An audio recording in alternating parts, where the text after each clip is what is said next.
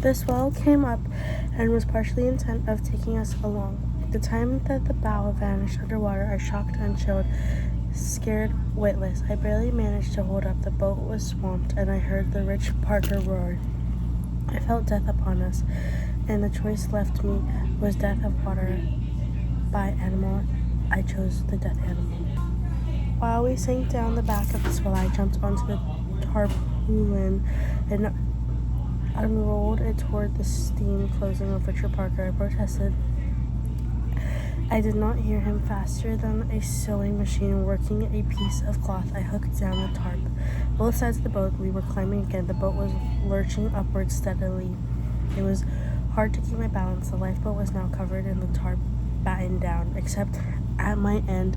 I squeezed in between the sides of the bench, the tarp, and I pulled remaining tarp over the head, and I did not have much space between the bench. The gunwale, there were 12 inches, and the side benches were only 1.5 feet wide, but I was not so foolhardy. Even at the face death, the move of the floor of the boat, there was 4 hooks left to catch. I slipped a hand through the opening and worked the rope. With each hook done, getting harder to get, the next I managed to 2 hooks left. The boat was rushing upwards in smoothly unceasing motion, and the incline was over 30 degrees. I could feel myself being pulled down toward the stern, twisting my hand frantically. I succeeded in catching one more. With the rope, I was the best I could do. This is not a job meant to be done from the inside of the lifeboat, but from the outside. I pulled hard on the rope. Something made it easier by the fact of holding onto it. It was preventing me from sliding down the length of the boat. The boat was swiftly past and 45 degrees incline. We must have been at a 60-degree incline. There we reached the summit, and the swells of a broke through the crest onto the other side, the smallest portion of the swell's supply. Water crashed down on us. I felt as if I was being pummeled in the great fist. The lifeboat abruptly tidled forward, and everything was reversed. I was now lower off the lifeboat, and the water was a swamp, a tiger soaking in it. I came my way. I did not feel the tiger. I had no precise idea of where Richard Parker was. It was a pinch black beneath the tarp.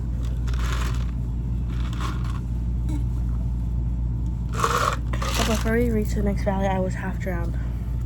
For the rest of the day into the night, we went up and down, up and down, up and down, until the terror became monotonous and replaced by numerous and complete giving up. I held onto the tarp rope with one hand at a large, the bench with the other, while my flat lay against the side bench in the position. Water pouring out. Tarp beat the pulp.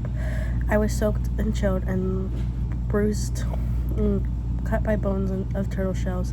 The noise of the storm was constant, as Richard Parker snarling sometime during the night. My mind noted that the storm was over. We were bobbing the sea in a normal way, though the tear tarp. I glimpsed in the sky, starring the cloud less. I undid the tarp and laid on top of it. I noticed the loss of the raft, and down all was left of it were 2 oars of a life jacket between them. They came unto the same effect on the same standing beam. Burnt down the house, and would have a houseboat. I turned over the quarter of the horizon. Nothing. My little marine town had vanished. The sea anchors miraculously were not lost. They continued to tug the lifeboat faithfully, a consolation that had no effect. The loss of the raft was perhaps not fatal to my body, but it felt final to my spirits. The boat was in a sorry state. The tarp is torn in several places. Some tears evidently took the work of Richard Parker's claws. Much of our food was gone, either lost aboard or destroyed by the water. It had come in. The shore all over cut my thighs. He would have swollen the white. I was nearly too afraid of my cheek. Content of a locker. Thank God none of the water bags had split. Net solar stills I had entirely deflated. The filled up empty space prevented the bags from moving much.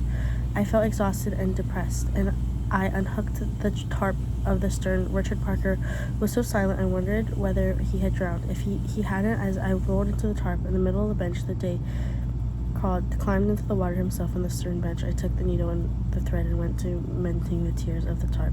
Later, I had tried the buckets of rope and bailed the boat. Richard Parker watched me distractedly. He seemed to find nearly everything I did boring. The day I proceeded slowly. One haul brought me something I had lost and considered cradled in the palm of my hand, as it reminded me the last orange whistles.